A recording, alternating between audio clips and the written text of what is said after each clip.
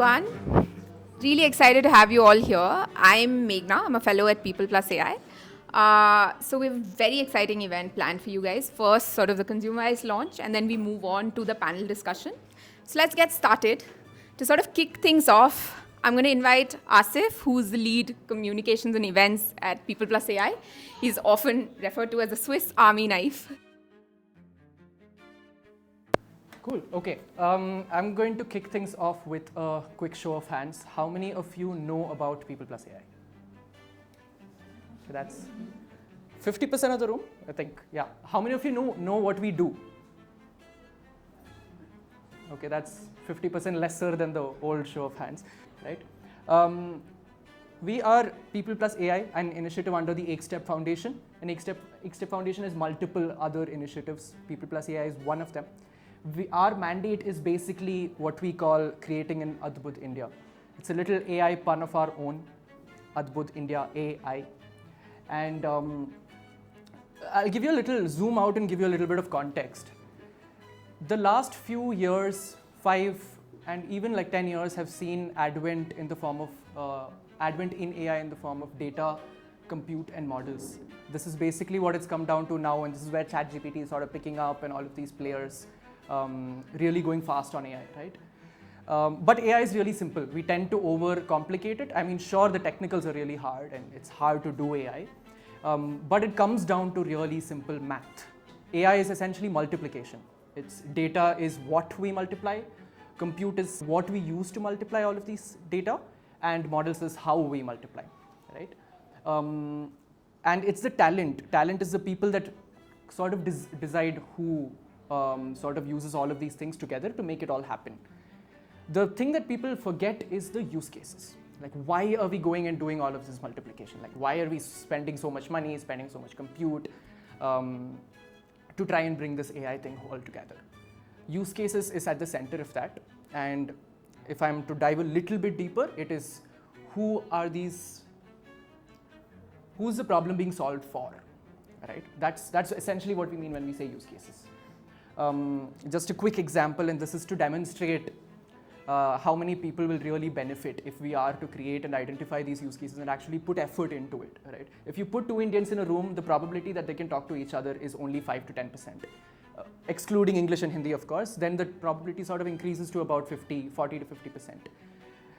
This is a factor of diversification and the diversity in language, culture that we have here in India, which is truly unique to India, right? Which again brings me to the point that India is the use case capital of the world. Our mission sort of is to bring put effort into finding out what those use cases could be. This is the 4 things that we do. These are our 4 pillars.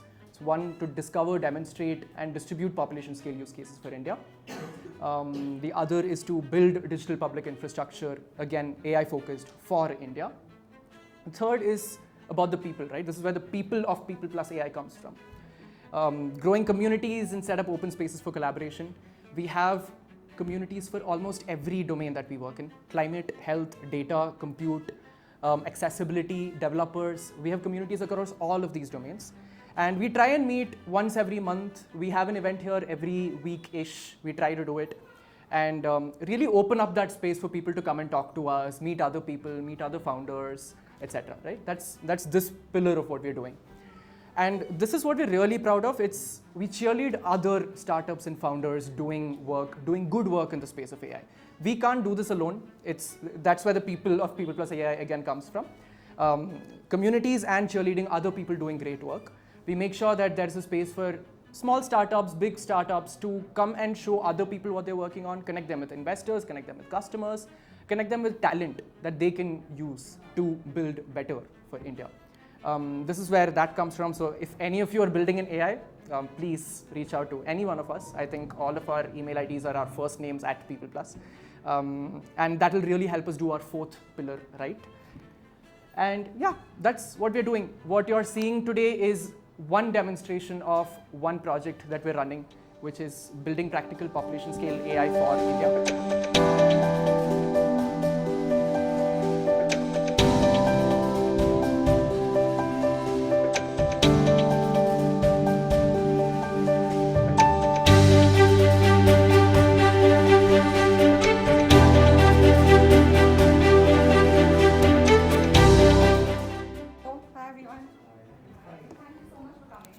Yeah, I'm Sonika.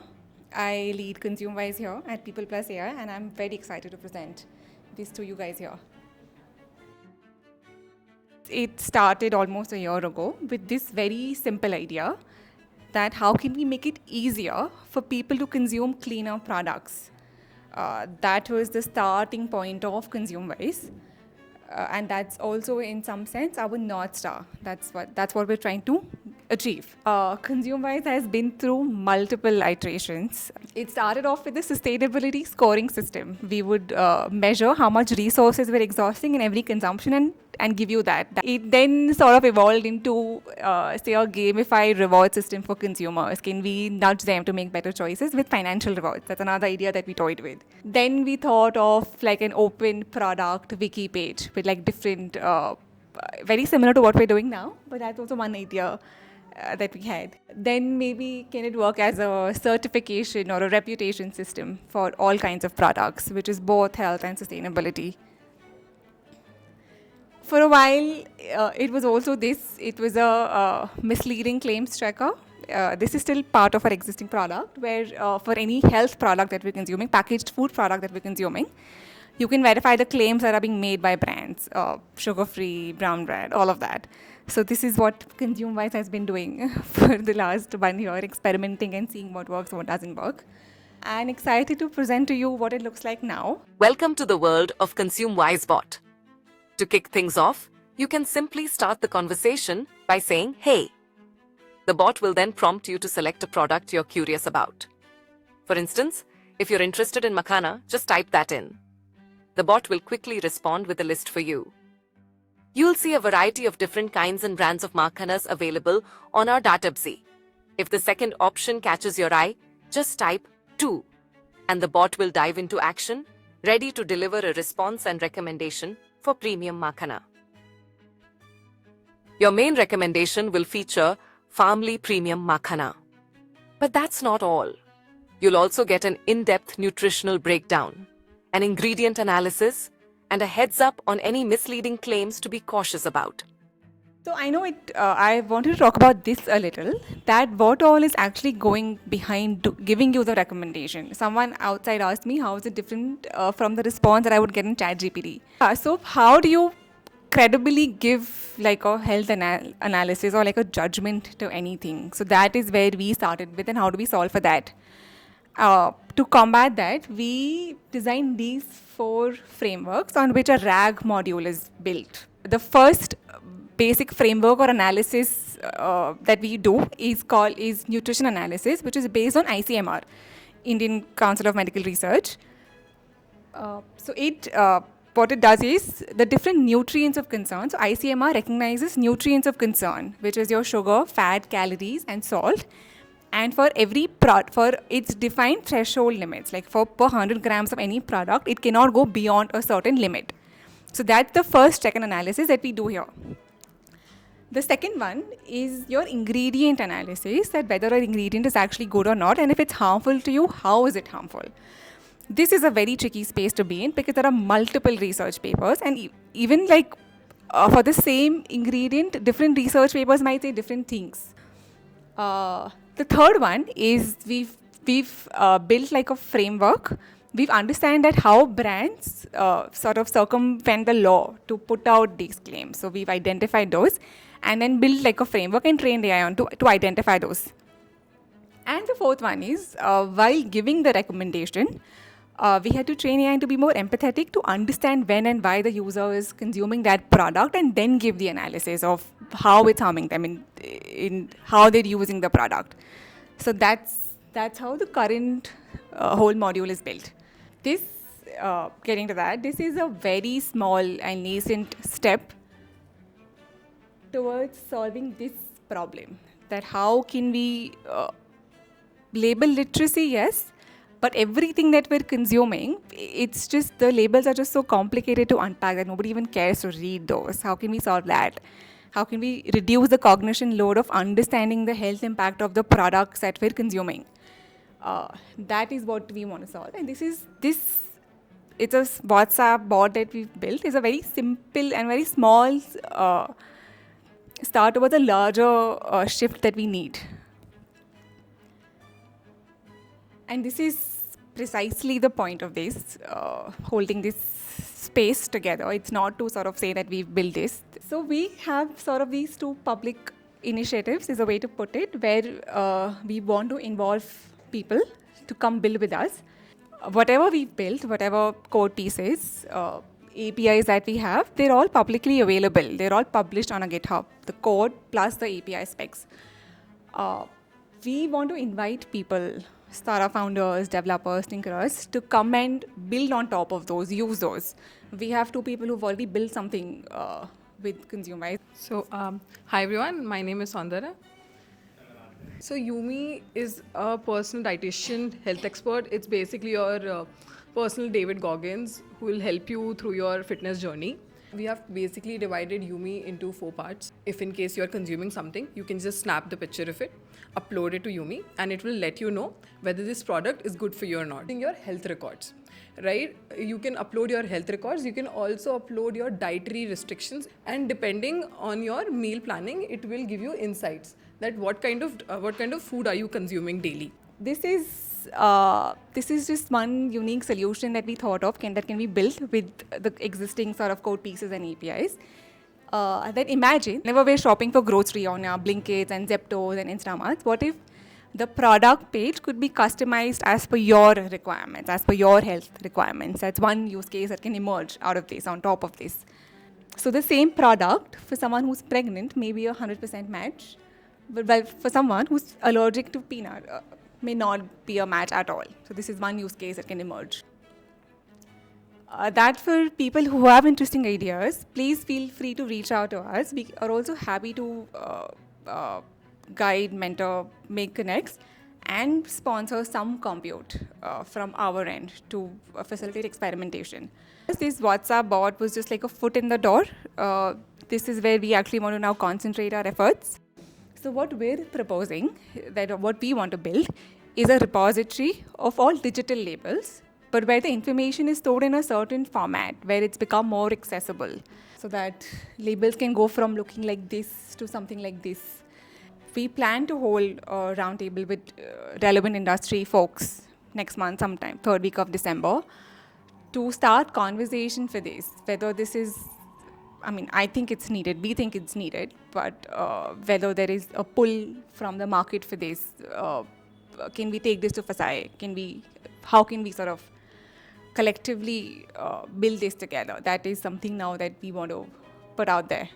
We're moving on to the next part of the event, which is a panel discussion. And for this, we have a very illustrious moderator. We have Suraj Prasad. He's the founder of Healthy Being Collective. He's fought obesity himself. He's had 22 years of healthcare industry experience. So out there we have a lot of data. With that data, through technology and through digital public good sort of emphasis, we can actually make the data into intelligence and knowledge and then probably wisdom. So first I'd like to invite Karthik Krishnan Subramaniam, who's a senior business leader with 20 years of experience in retail and consumer good. Upon Dr. Asha Benakappa. Hello, doctor.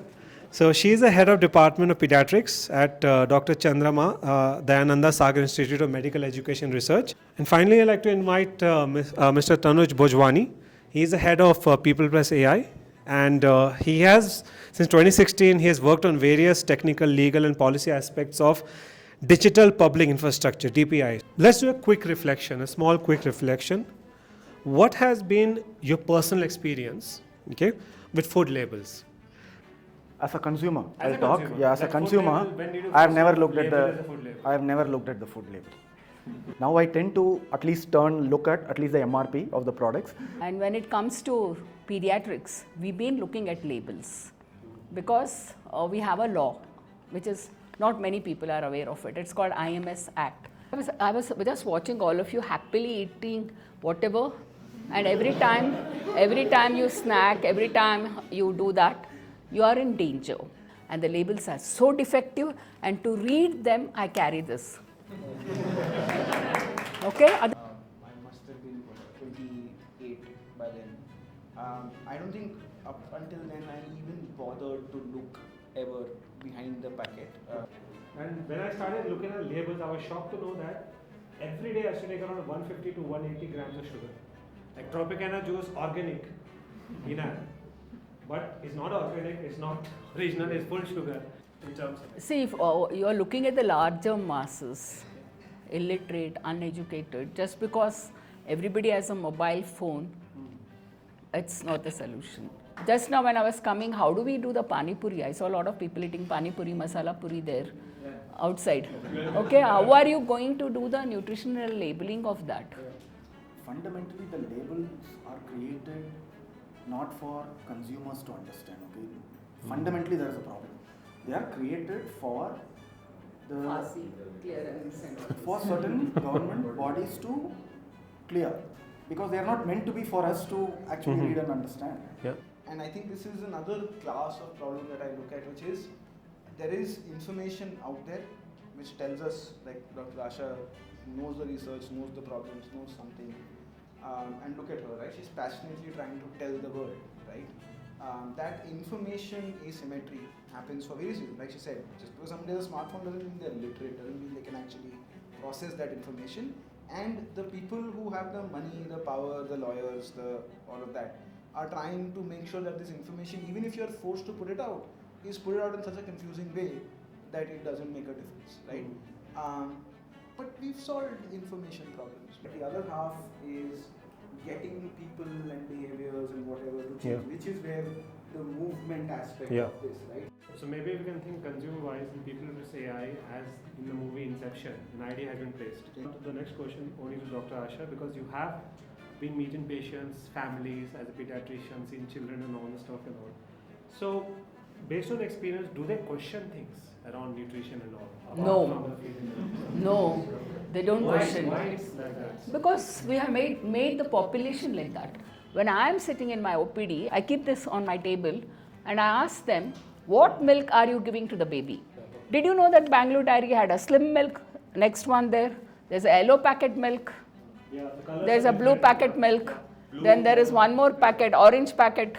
So when I am sitting and trying to explain to the mothers about all this, I got it for a lesser rate, so I bought it. Just like when we go to the malls and do our purchases, are we seeing that? So that's why we're talking about labeling, and the labeling should be, I would put a skull there if it is bad in red.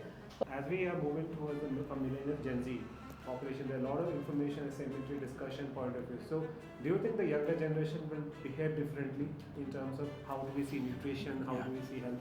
So they want to behave differently, but they are not able to behave differently. Okay. It is just like knowing that over usage of the screen is bad, but they are continuing to use more than the adults, right? Now, Gen Z is more sensitive towards environment. Yeah. So in our research, what came out that they still prefer products which talks about sustainability from a climate change and the environment, to the extent of even farmers. It's still something that it resonates with, not necessarily the health. That's what our research showed. And hence saying that, oh, they will not consume this, I don't think it's going to fly. So is there a way through AI technology one can actually change the way people behave? Like UPI has been adopted far and wide. So is there any thesis? UPI is adopted far and wide for I would like to say for like 2-3 simple things that make the change easier. So the first thing that UPI did was to make sure that your payment address is something as simple as the phone number. If I have your phone number, I can pay you. That's the first thing. Second, even that is very hard if you go to a random shop and you like number and they'll be like 83838. So none of that, you put a QR code and you make this action very easy. And you make this very recognizable symbol. There's a QR code, you can pull out your phone, you can go to an app you already use. And the interoperability made it easy such that whether you have Google Pay, Phone Pay, whatever, and they can have their own Paytm app or Bharat Pay or whatever, and it just works. Like you see a QR, you scan it, you type the number and you pay. The third thing that UPI did was for merchants, which is a very critical one. We don't talk about it often, which is the sound box. But on the merchant side, Paytm started realizing this problem that people were doing fraud. So they started trusting UPI less. So Paytm said, okay, change paradigm. We'll take this little box, put it there. When somebody pays this QR, automatically, and no way that the user can trigger this except by paying, right? the merchant soundbox will say Paytm पर 50 रुपए प्राप्त हुए. I check, but how AI can help is that I have these Ray-Ban Meta glasses, you know. Oh, Yeah. So they have a little camera and Oh. they have a little voice in your ear, right? So what if you could just look at this packet and ask, hey, is this really going to be good for me? Right? And if that behavior change and that adaptation becomes that easy, if we make it like Karthik's point, convenient. Convenience, right? yeah. That convenience of choosing the right thing, right? You have to do that. You can't fight human behavior. So the idea is that these conflicting sets of advice, this sort of places to go, etc., paralyzes people. Right? Like I don't know whether to. That's a good point. Paralyzes decision making, what to do. Decision-making. Yeah. I don't know how to do X or I don't know to do Y. So you're talking about a QR code, UPI, Paytm and all that, but we have, our country is heterogeneous and food is so much. I hope this panel discussion was useful. Thank you everyone. It's been a wonderful crowd. Thank you. Any questions, any thoughts, ideas, suggestions, feedback? Hi, I'm Abhinav. So when you're saying that you're inviting developers and all to use the APIs and build on top of that, so we're going to use this as an infrastructure layer in a way. Just call APIs and build something. We are not creating any central repository of sorts. Both. Or are we? So that's the DPG effort. We want to do that. That's not started yet. That's an idea that we're proposing. These APIs are ready now for you to tinker around, build on. For the digital public good, it's just raw data, which could be AI labeled, but there is no inferencing that we're proposing for the digital public good. That's just in the APIs, different things. Yeah. Just the data, all the labels is what is going to reside in the data? Yeah, in a digital format. Okay. And they'll be labeled and laid out differently than it is currently in physical labels. But it's the same data in the digital format that's accessible through APIs. Okay. I was thinking from a consumer perspective, and I know every masala that we eat, even if it's following FSSAI guidelines or ICMR guidelines, we know it doesn't match up to the Singaporean or the European standards. So like that is a core problem. If we stick to the ICMR standards, despite the fact that it may tell us that it's in category A, it is still likely to be not as healthy as compared to other standards. Correct. So is there maybe have you thought about integrating a comparative sort of a approach into the product itself so that it tells me what you're eating is healthy as per Indian standard, but still 10 times less healthy than the European one? Yes. Yeah, it's not there, but we've thought about it. And what you're saying is absolutely right. Like, even the FSSAI standard is not up to the mark. Right. And was standard to follow. That's a very tricky position to be in. Like, this is what we should follow. My name is Sri Chandra. So once we start using this in terms of, say, if I'm a tea addict and I'm consuming a lot of tea brands, say Taj, Red Label and all, does it give a comparative analysis of everything? And once we start using one product, does it sprout it into different products and say, hey, this is the baseline where you need to check and then maybe move forward to another? Right now it doesn't, but that's the next thing that we want to build. That's the most, the users have asked for that the most. Whenever we show them this, they're like suggestions, comparison. That's the most obvious thing that we want to build on top of this.